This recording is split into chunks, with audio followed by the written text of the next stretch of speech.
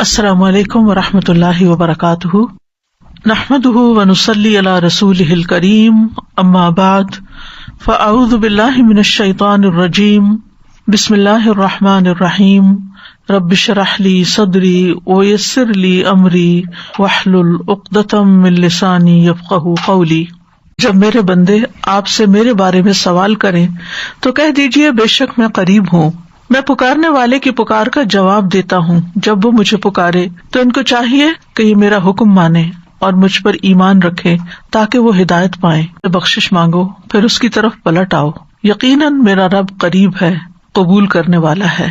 الحمد للہ تفرد عزا ومجدا وجلالا وتقدس بہاء وثناء وجمالا وتوحد عظمة وكبرياء وكمالا تبارک ربنا سبحانہ وتعالی۔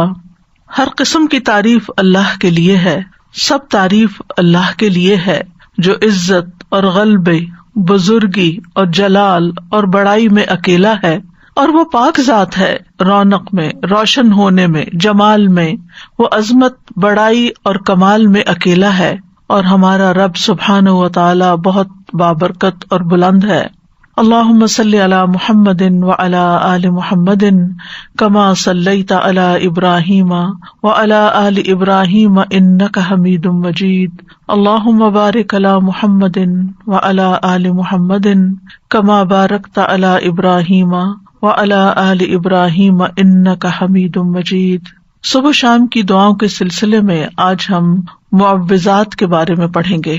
معوذات کا معنی ہوتا ہے قل هو اللہ احد، قل اعوذ برب الفلق اور قل اعوذ برب الناس۔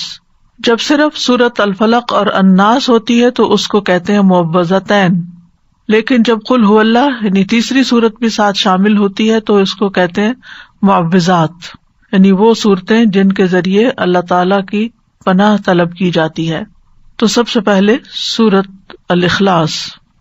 بسم اللہ الرحمن الرحیم، قل هو اللہ احد اللہ الصمد لم یلد ولم یولد ولم یکن له کفوا احد۔ کہہ دیجئے وہ اللہ ایک ہے، اللہ بے نیاز ہے، نہ اس کی کوئی اولاد ہے اور نہ وہ کسی کی اولاد ہے، اور نہ کوئی اس کا ہمسر ہے۔ سورۃ الفلق۔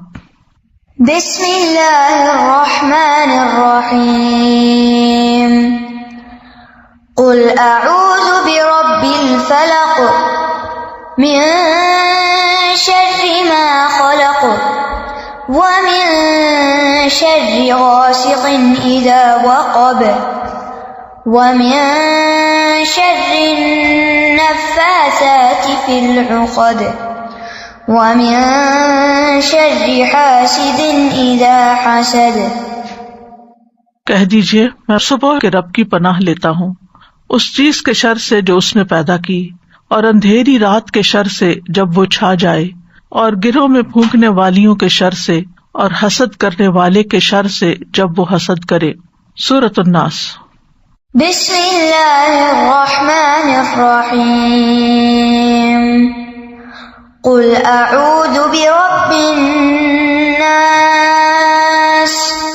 ملک الناس الہ الناس من شر الوسواس الخناس الذی یوسوس فی صدور الناس من الجنۃ والناس۔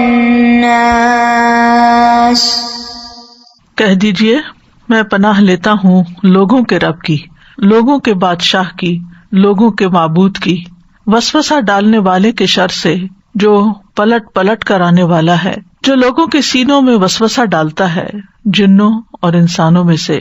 معوذات کی اپنی ایک فضیلت ہے جو احادیث سے ہمیں پتہ چلتی ہے، خاص طور پر سورۃ الفلق اور الناس کی۔ رسول اللہ صلی اللہ علیہ وسلم نے فرمایا، کیا تم نہیں دیکھتے کہ آج کی رات ایسی آیات اتری ہیں کہ ان کی مثل کبھی دیکھی نہیں گئی، اور وہ قل اعوذ برب الفلق اور قل اعوذ برب الناس ہیں۔ اسی طرح مسند احمد کی ایک روایت میں آتا ہے، ابن عابس الجہنی روایت کرتے ہیں کہ رسول اللہ صلی اللہ علیہ وسلم نے ان سے فرمایا، اے ابن عابس، کیا میں تمہیں تعوذ کے سب سے افضل کلمات کے بارے میں نہ بتاؤں؟ یعنی جن سے کوئی پناہ لے، جن سے تعوذ کرنے والے تعوذ کرتے ہیں، یعنی پناہ لینے والے پناہ لیتے ہیں۔ میں نے عرض کیا، یا رسول اللہ کیوں نہیں؟ تو آپ نے فرمایا، یہ 2 صورتیں ہیں، قل اعوذ برب الفلق اور قل اعوذ برب الناس۔ جو شخص صبح و شام ان کو 3 بار پڑھتا ہے وہ اسے ہر چیز سے کافی ہو جاتی ہیں۔ معاذ بن عبداللہ بن خبیب اپنے والد سے روایت کرتے ہیں، انہوں نے بیان کیا کہ ہم ایک بارش والی سخت اندھیری رات میں نکلے، جبکہ ہم رسول اللہ صلی اللہ علیہ وسلم کو ڈھونڈ رہے تھے کہ وہ ہمیں نماز پڑھائیں۔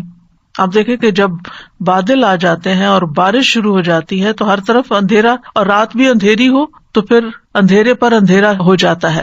تو صحابہ پریشان ہوئے کہ تو نماز پڑھانے کا وقت ہے اور نبی صلی اللہ علیہ وسلم کہیں پر بھی نظر نہیں آ رہے، تو کیا ہوا؟ تو وہ اسی بارش میں باہر نکل گئے اور ڈھونڈنے لگ گئے آپ کو۔ تو وہ کہتے ہیں کہ ہم نے آپ کو پا لیا۔ تو آپ نے فرمایا، کیا تم نے نماز پڑھ لی ہے؟ تو میں نے کچھ نہ کہا۔ تو آپ نے فرمایا، کہو، تو میں کچھ نہ بولا۔ آپ نے پھر فرمایا، کہو، تو بھی میں کچھ نہ بولا۔ آپ نے فرمایا، کہو، تو میں نے عرض کیا، اللہ کے رسول صلی اللہ علیہ وسلم میں کیا کہوں؟ آپ نے فرمایا، کہو قل هو اللہ احد، پوری سورت، اور معوذتین یعنی قل اعوذ برب الفلق اور قل اعوذ برب الناس۔ صبح اور شام 3 بار یہ کہو تو ہر چیز سے تمہاری کفایت ہو جائے گی، یعنی تم ہر طرح کے شر سے محفوظ ہو جاؤ گے۔ امام شوکانی کہتے ہیں کہ اس حدیث میں دلیل ہے کہ ان صورتوں کی صبح اور شام تلاوت کرنا ہر اس چیز سے کفایت کرتا ہے جس سے انسان ڈرتا ہے، جو بھی اس کے خوف اور وہم اور وسوسے اور اندیشے ہوتے ہیں، خواہ وہ کچھ بھی ہو، تو ان چیزوں سے اللہ تعالیٰ اس کو بچا لیتا ہے۔ جہاں تک سورۃ الاخلاص کا تعلق ہے تو یہ سورت خالصتاً اللہ تعالیٰ کی صفات اور پاکی بیان کرنے پر مشتمل ہے، یعنی جب انسان اس کو پڑھتا ہے تو انسان اپنی توحید کو خالص کرتا ہے کہ میں اے رب تجھے اکیلا مانتا ہوں اور سب سے بڑا مانتا ہوں۔ قل هو اللہ احد میں آپ دیکھیے اللہ تعالیٰ اپنی ربوبیت میں، الوہیت میں، الہ ہونے میں، تمام اسماء و صفات میں اکیلا ہے، کسی صفت میں اس کا کوئی شریک نہیں۔ اللہ الصمد، الصمد کے بارے میں 3 اقوال ہیں۔ الصمد وہ سردار جس کی طرف لوگ قصد کر کے جائیں جس سے بڑا کوئی سردار نہ ہو، یعنی سب سے بڑا سردار۔ الصمد وہ جو نہ کھاتا ہو نہ پیتا ہو۔ الصمد وہ جو بے نیاز ہو، کسی کا محتاج نہ ہو۔ تو ان معنی کی بنا پر یہ لفظ صرف اللہ تعالیٰ ہی کے لیے استعمال ہو سکتا ہے، اللہ الصمد۔ ابو ہریرہ کہتے ہیں کہ یہ وہ ہستی ہے جو ہر ایک سے بے نیاز ہے جبکہ ہر کوئی اس کا محتاج ہے۔ ہم اپنی تمام حاجتوں میں، ضرورتوں میں اسی کی طرف رجوع کرتے ہیں۔ لم یلد ولم یولد، اس میں بھی اللہ تعالیٰ کی کامل بے نیازی نظر آتی ہے کہ اس کو پیدا ہونے کے لیے کسی کی ضرورت نہیں تھی اور نہ ہی اسے کسی اولاد کی ضرورت ہے کہ جو اس کا سہارا بنے۔ تو اللہ سبحانہ تعالیٰ تو الاول والآخر ہیں، وہ کسی سے جنم نہیں لیا اور نہ ہی انہوں نے کسی کو جنم دیا ہے، سب اس کی مخلوق ہے۔ اس کے علاوہ جو کچھ بھی ہے وہ سب مخلوق ہے اور وہی خالق ہے۔ وَلَمْ يَكُنْ لَهُ كُفُوًا أَحَدٌ، اور کوئی بھی اس کے برابر کا نہیں، نہ اس کے ناموں میں، نہ اس کے کاموں میں، نہ اس کی صفات میں، اس کے ہمسر اور مثل کوئی بھی نہیں، نہ اس کے مرتبہ اور مقام کے برابر بھی کوئی نہیں، کوئی اس کے جوڑ یا ٹکر کا نہیں۔ تو اس کا مطلب یہ ہے کہ جب ہم یہ اقرار کرتے ہیں تو گویا ہم یہ کہتے ہیں کہ اللہ سبحانہ تعالیٰ سب سے بڑے ہیں اور ہم اسی کو اپنا معبود سمجھ کر اسی کے آگے جھکتے ہیں۔ پھر قل اعوذ برب الفلق، یہاں پر اعوذ کا لفظ جو ہے یہ آوازہ سے ہے۔ آوازہ کا معنی ہوتا ہے کسی چیز کے ساتھ اس کے پڑوس اور جوار میں لازم ہو جانا، یعنی کسی کے ساتھ لگ جانا، کسی کا پڑوسی بن جانا۔ جیسے وہ گوشت جو ہڈیوں کے ساتھ چپک جاتا ہے، اس سے الگ ہی نہیں ہوتا، اس کو عرب لوگ عوض کہتے ہیں، کیونکہ اس نے ہڈی سے مضبوطی پکڑ لی اور اس کے ساتھ چمٹ گیا۔ تو استعاذہ کا مطلب ہوتا ہے پناہ طلب کرنا، اللہ تعالیٰ سے شر، تکلیف اور مصیبتوں سے تحفظ یا حفاظت مانگنا، اس کے ساتھ لگ جانا، اس کی طرف متوجہ ہو جانا۔ اور استعاذہ میں اللہ سبحانہ تعالیٰ کی تعظیم بجا لاتا ہے انسان، کیونکہ جو پناہ لیتا ہے وہ دراصل خوف میں ہوتا ہے، یعنی جب ہم پناہ لیتے ہیں تو ہمیں اندر ایک خوف ہوتا ہے کہ ہمیں کوئی بچا لے، تو جس سے وہ پناہ طلب کرتا ہے، لیتا ہے، وہ اس کا تحفظ کرتا ہے. یعنی جب ہم اللہ تعالیٰ کی پناہ لیتے ہیں تو پھر اللہ تعالیٰ ہمارا بچاؤ کرتے ہیں اور ہماری حفاظت کرتے ہیں، اور اس کو دراصل تعظیم کہتے ہیں. یعنی ہم اللہ کو اپنے سے بڑا مان کر اس کی طرف جاتے ہیں، اور یہی تعظیم عبادت ہے. آپ دیکھیں کہ دنیا کی زندگی جو ہے وہ بہت سی آفات، تکلیفوں اور مصیبتوں سے بھری ہوئی ہے. انسان کے بہت سے دشمن ہیں، جن بھی، انسان بھی، اور مخلوق میں سے اور چیزیں بھی اس کو نقصان دیتے ہیں، جیسے کیڑے مکوڑے، وحشی جانور، بے شمار چیزیں ہیں. تو انسان کو ان ساری چیزوں سے بچنے کے لیے، ان سارے دشمنوں سے حفاظت کے لیے کوئی ایسی ہستی چاہیے جو ان سب کو کنٹرول کر سکے، اور وہ صرف اور صرف اللہ کی ذات ہے. تو قل اعوذ برب الفلق، تو فلق کا مطلب ہے صبح، ٹھیک ہے، کیونکہ فلق صبح کا پھاڑنے والا ہے، الگ کرنے والا ہے، اور اسی طرح ہر چیز کو پیدا کرنے والا ہے. علماء کہتے ہیں کہ اس میں اس بات کی طرف اشارہ ہے کہ جو اندھیروں کو اجالے میں بدل دیتا ہے اور روشن کر دیتا ہے اور اندھیروں کو ختم کر دیتا ہے، تو وہ بیماری اور تکلیف کے اندھیروں کو بھی ختم کر سکتا ہے. یعنی جو ہستی، جو رب رات کو دن میں بدل دیتا ہے، وہ میرے دل کے غموں اور اندھیروں کو بھی دور کر کے اس کو روشن کر سکتا ہے، میرے دل کو بھی سکون عطا کر سکتا ہے. من شر ما خلق، ہر چیز کے شر سے جو اس نے پیدا کی، یعنی کسی بھی قسم کا شر، چاہے انسانی ہو یا حیوانی ہو یا جناتی ہو، یا پھر کوئی بجلی کا کڑکا ہو، یا کسی جانور سے متعلق ہو، یا آندھی ہو، طوفان یا پانی ہو، کچھ بھی ہو. دنیا اور آخرت دونوں میں ہر طرح کے شر سے بچانے والا صرف اور صرف اللہ ہی ہے. اب یہاں من شر ما خلق، اور اس کا مطلب کیا ہے کہ ہر وہ چیز جو اللہ نے پیدا کی، اس کا یہ مطلب نہیں کہ ہر چیز کے اندر شر ہے، بلکہ جن چیزوں کے اندر شر ہے ان سے پناہ مانگے. جیسے اب فرشتے ہیں تو ان میں تو کوئی شر نہیں، ٹھیک ہے نا. اسی طرح انبیاء ہیں، ان میں بھی شر نہیں. جنت ہے، اس میں بھی شر نہیں. لیکن عام روزمرہ زندگی میں جو چیزیں ہمیں نظر آتی ہیں، بعض اوقات اچھی بھی نظر آتی ہیں، لیکن ان کے اندر بھی ہمارے لیے بعض اوقات تکلیفیں ہوتی ہیں. وَمِن شَرِّ غَاسِقٍ إِذَا وَقَبَ، اور رات کی تاریکی یا اندھیرے کے شر سے جب وہ چھا جاتا ہے، کیونکہ اندھیرے میں کچھ نظر نہیں آتا، تو بہت سی تکلیف دینے والی چیزیں جو ہے وہ اس وقت ظاہر ہو جاتی ہیں اور انسان کی طرف آتی ہے، تو انسان ان سے بچ نہیں سکتا. شام کے وقت ہی جنات کا غلبہ بھی ہوتا ہے، چور ڈاکو وغیرہ بھی اسی وقت حملہ آور ہوتے ہیں.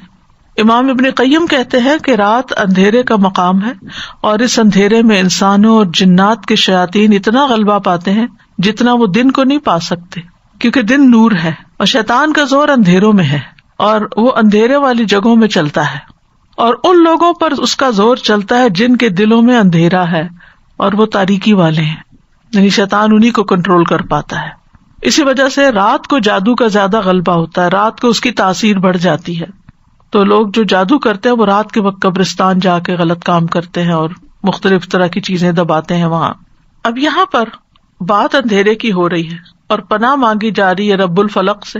تو مطلب یہ ہے کہ روشنی جب ہوگی اللہ کے کلام سے، تو پھر شر یا باطل کا جتنا بھی کلام ہے، اس کا جو اندھیرا اور شر ہے وہ دور ہو جائے گا، اور ہر فسادی جو ہے وہ چلا جائے گا. جیسے جو ہی صبح ہوتی ہے تو جو بھی ایسی چیزیں ہوتی ہیں وہ ساری کوئی سرنگوں میں گھس جاتی ہیں، کوئی پہاڑوں کی کھو میں گھس جاتی ہیں، کوئی کہیں اور غائب ہو جاتی ہیں، یعنی انسانوں کے سامنے نہیں رہتی.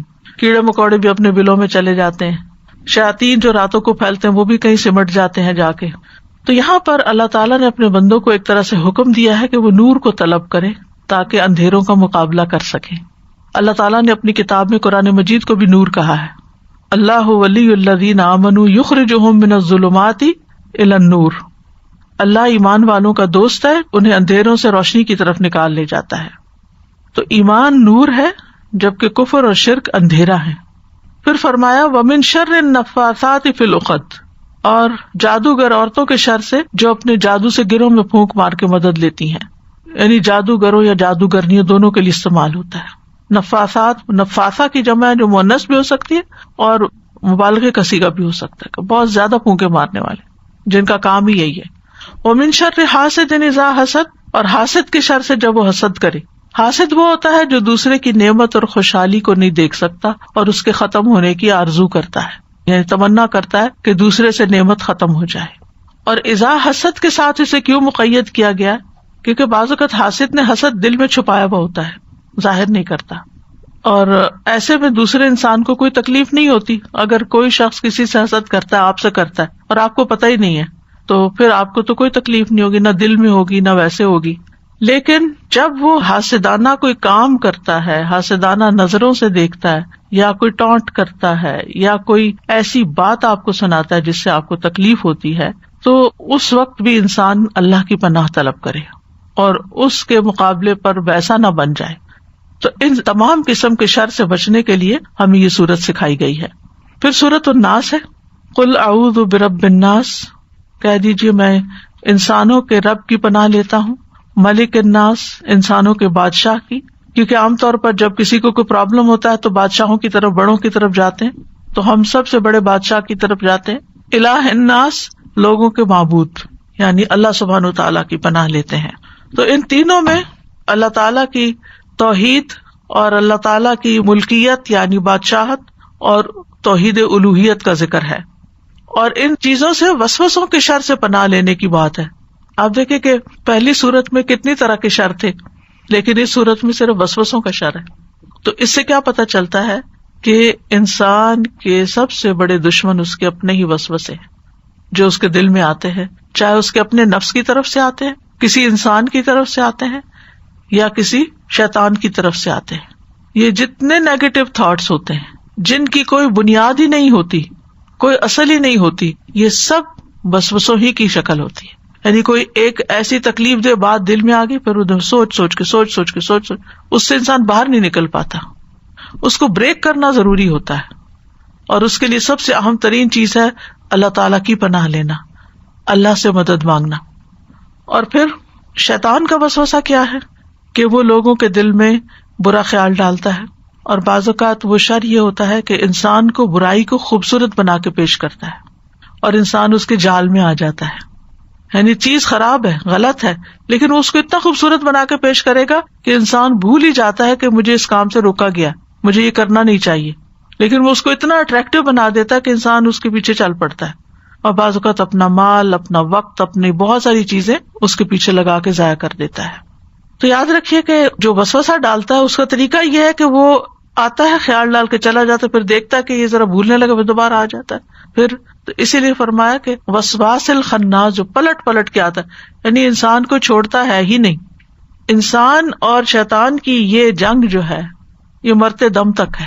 جب انسان کی موت آتی ہے تو اس وقت بھی وہ آ کے دل میں برے خیال ڈالتا ہے کہ تم کیسے کہتے ہو رب رحمان ہے جب تم کو اتنی تکلیف میں ہو، ایسی بیماری میں ہو، اور انسان کو پاگل کر دیتا ہے برے خیالات ڈال ڈال کے اس کے. کیونکہ جب اسپرٹس لو ہوتی ہے نا، جب انسان فزیکلی ویک ہوتا ہے تو وسوسوں کی بھرمار بھی اور آ جاتی ہے. جب انسان ہیلدی ہوتا ہے، جب انسان کی کمپنی اچھی ہوتی ہے، جب انسان کا قرآن کے ساتھ تعلق ہوتا ہے، تو یہ سارا اس کے لیے قلعہ بن جاتا ہے. کل جیسے میں نے ذکر کے فائدے بتائے تھے کہ وہ ہمارے لیے قلعے کی طرح کام کرتے ہیں. جب ہم اس قلعے میں ہوتے ہیں، فورٹ میں ہوتے ہیں، تو شیطان اس کے اندر نہیں آ پاتا، اسے بہت مشکل پڑتی ہے. لیکن جب ہم ان اذکار کو نہیں کرتے، یہ صورتیں نہیں پڑھتے، تو پھر کیا ہوتا ہے؟ شیطان کو خوب موقع مل جاتا ہے حملہ آور ہونے کا. اس صورت سے ایک بات اور پتہ چلتی ہے کہ شیاطین جنوں میں سے بھی ہوتے ہیں اور انسانوں میں سے بھی ہوتے ہیں. یعنی بعض اوقات تو آپ ہی کے دوستوں کے روپ میں ہوتے ہیں، انسانوں کی شکل میں ہوتے ہیں، آپ کے قریبی عزیز پیاروں کی شکل میں ہوتے ہیں، جو آپ کے دل میں ایسی باتیں ڈالتے رہتے ہیں یا آپ کے کانوں میں ایسی باتیں ڈالتے رہتے ہیں. تو من الجنۃ والناس. تو ان دو صورتوں کے ساتھ پناہ طلب کرتے رہنا چاہیے. ابن قیم رحمہ اللہ کہتے ہیں کہ بندے کو ان دو صورتوں کے ساتھ تعوذ اور پناہ طلب کرنے کی ضرورت سانس لینے، کھانے پینے اور لباس پہننے سے بھی زیادہ ہے. یہ تین کام ہیں جو ہم روز کرتے ہیں نا. ہر وقت ہم سانس لیتے ہیں، ہر وقت ہمیں لباس چاہیے ہوتا ہے، اور پھر کھانے پینے کے بغیر بھی گزارا نہیں. تو وہ کہتے ہیں کہ اس سے بھی زیادہ انسان کو ضرورت ہے کہ وہ ان صورتوں کو پڑھے تاکہ وہ شر سے بچا رہے. سورۃ الفلق جو ہے یہ بیرونی تکلیف دہ چیزوں جو ظاہر میں نظر آتی ہیں ان سے بچنے کے لیے ہے، اور الناس اندرونی شر اور تکلیفوں سے بچنے کے لیے ہے. کیونکہ شیطان بھی چھپ کے وسوسہ ڈالتا، پتہ ہی نہیں چلتا، اور ہمارے نفس کے اندر سے جو خیالات اٹھتے وہ بھی نہیں پتہ چلتے. تو ہمیں ہر حال میں اللہ تعالیٰ کی پناہ لیتے رہنا چاہیے. استاذہ یہ واقعی سچی بات ہے کہ یہ جو سورۃ الناس ہے یہ ایک چیز کو فوکس کیا ہوا ہے، فسفسوں کو. اور آج کل ہم دیکھتے ہیں کہ بہت سارے لوگ ان کی وجہ سے دین اور دنیا دونوں سے گئے ہوئے ہیں. ابھی کچھ ینگ بچیوں سے میری ملاقات ہوئی, ٹین ایجرز تھی, تو وہ مجھے بتا رہی تھی کہ اسکول میں کچھ لڑکیاں ہیں جو یوٹیوب دیکھ کر مطلب کہتی ہیں کہ ہم دین کو ایکسیپٹ نہیں کرتے, تو وہ ہمارے ساتھ بحث کر رہی تھی اور ہم ان کو ایکسپلین کر رہے تھے کہ اسلام میں یہ نہیں ہے جو تم کہہ رہی ہو, یہ نہیں ہے جو تم کہہ رہی ہو, تم غلط سوچ رہی ہو. پھر کہتی ہیں کہ ہم نے دیکھا کہ وہ دوسری لڑکیوں کے پاس جا کے وہی شک اور شبے والی باتیں کر رہی ہیں. تو انہوں نے کہا کہ جب ہم نے یہ دیکھا کہ ہم اس کو روک نہیں سک رہے, تو ہم نے جا کے ان لڑکیوں کو بتا دیا be aware of this girl, کہ یہ جو ہے یہ اچھی باتیں نہیں کر رہی, اس کا کنفیوژن ہے, اس کو ہمارے اس دین میں کوئی کنفیوژن نہیں. اور ماشاءاللہ مجھے اتنی خوشی ہوئی کہ ایٹ لیسٹ ان کو یہ پتا ہے کہ اب میں ان کو روک نہیں سکتی تو ان کو پروٹیکٹ کر لوں.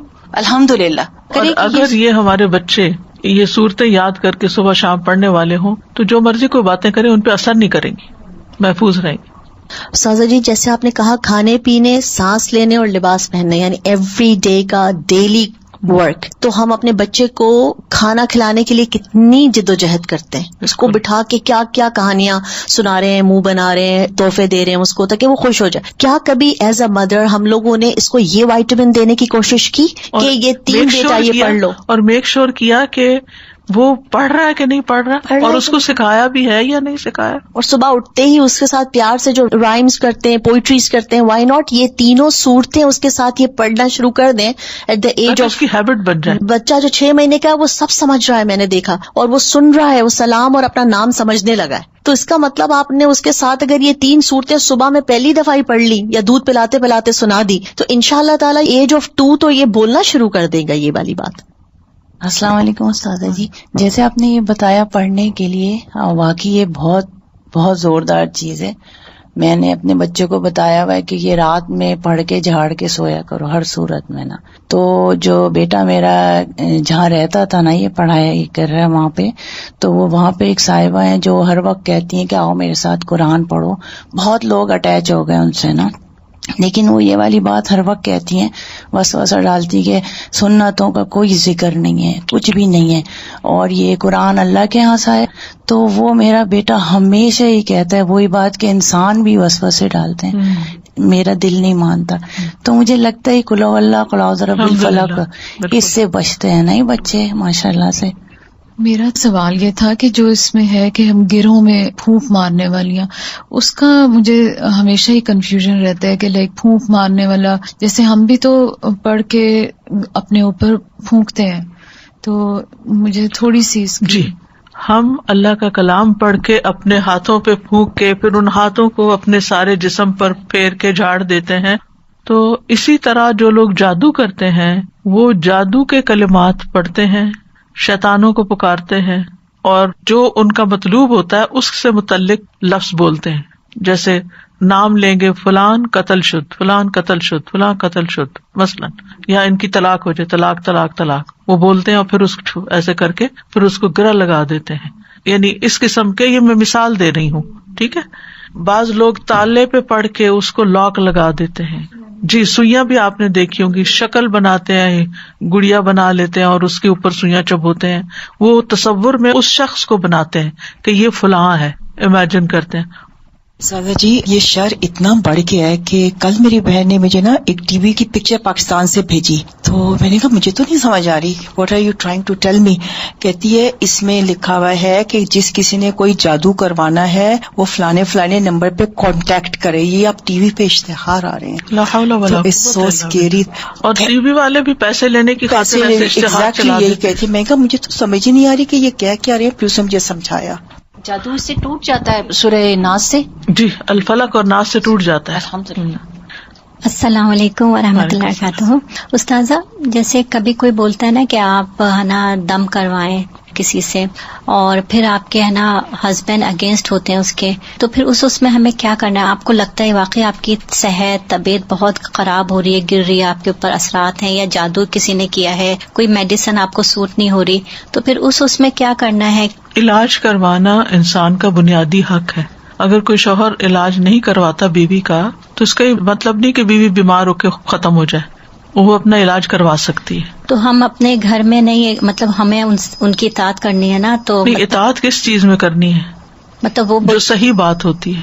جی ٹھیک ہے نا, جی ایک صحیح بات میں اطاعت کرنی ہوتی ہے، لیکن اگر کوئی ایسی بات ہے کہ جو آپ کی جان، مال، عزت کے خلاف جا رہی ہے تو اس میں تو اطاعت نہیں کرنی ہوتی.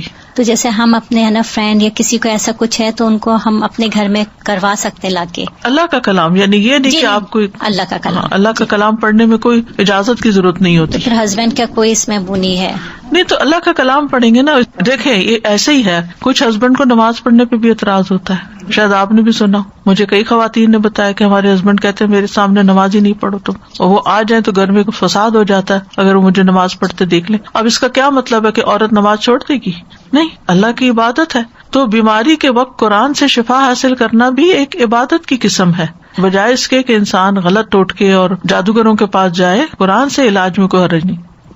ایک تو یہ کہ یعنی لیٹس بی ویئر، صرف پاکستان میں ٹی وی پہ ایڈ نہیں آ رہے، یہاں پر بھی سوشل میڈیا پر باقاعدہ بہت سارے ایڈز اسی طرح کے آ رہے ہیں کہ اور وہ جو ٹپکل پاکستان میں پڑھا کرتے تھے کہ محبوب آپ کے قدموں میں اور سارے مسائل حل اور دس دیٹ، تو وہ سارے کلیمز کے ساتھ یہاں کے جو اردو نیوز پیپرز ہیں اس میں بھی یہ بڑے بڑے ایڈز آ رہے ہیں. اور to my surprise I felt کہ یہ اس طرح کے آؤٹ ڈیٹڈ چیزیں ہیں اور کم یہاں پہ ہوں گے تو شاید نیٹ پہ تھرائیو نہ کریں، لیکن they are thriving on the net. جہاں جہاں ساری چیزیں سوشل میڈیا پہ آ رہی ہیں یہ سب چیزیں بھی خرافات آ رہی ہیں. اللہ تعالیٰ ہم سب کو بچائے. دوسرا ایک چیز استاذہ جی مجھے خیال آ رہا تھا، ویری کلیئرلی آئی ریکال کہ یہ ایک فیملی میں میرے اپنے نظروں کے سامنے ہوا کہ ایک طرح سے صحیح العقیدہ سیمنگلی کوئی مولانا صاحب، امام صاحب تھے، کچھ پیرنٹس نے اپنی اولاد کی کسی ایشو کے لیے ان کو گھر بلایا اپنے، اس اولاد کے اوپر جیسے دم کراتے ہیں نا راقی یا کوئی اس طرح کا، تو وہ انہوں نے کہا کہ اس اولاد کی قد کے برابر دھاگا لائیں. وہ 3 دفعہ وہ قد کے برابر کا دھاگا ریپ کر کے اس کے اندر وہ قرآن ہی سے کچھ پڑھتے رہے اور ملٹیپل نوٹس باندھتے رہے، اور پھر انہوں نے کہا کہ اس دھاگے کو ان پہ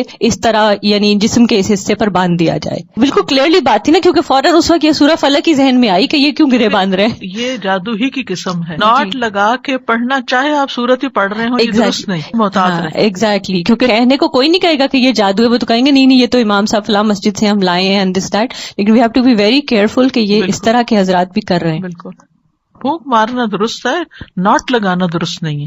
پانی پہ بھی دم کر سکتے ہیں، لیکن پانی دم کرتے ہوئے یوں گلاس کے بیچ میں پھونک نہیں مارتے، اس سے منع کیا گیا. نبی صلی اللہ علیہ وسلم نے غذا کے اندر پھونک مارنے سے منع کیا ہے، یعنی کہ سامنے سے ایسے بس.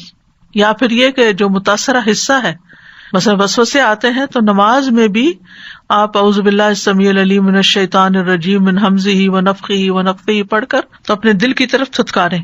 نماز میں بھی آپ پھونک مار سکتے ہیں اپنے اوپر.